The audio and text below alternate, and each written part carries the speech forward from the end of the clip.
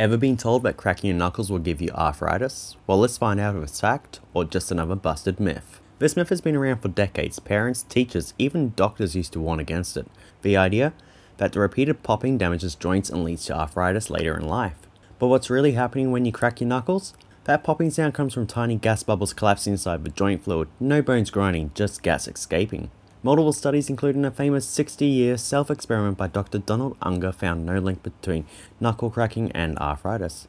In fact, research published in the Journal of the American Board of Family Medicine confirmed that habitual knuckle crackers don't develop arthritis any more than non-crackers.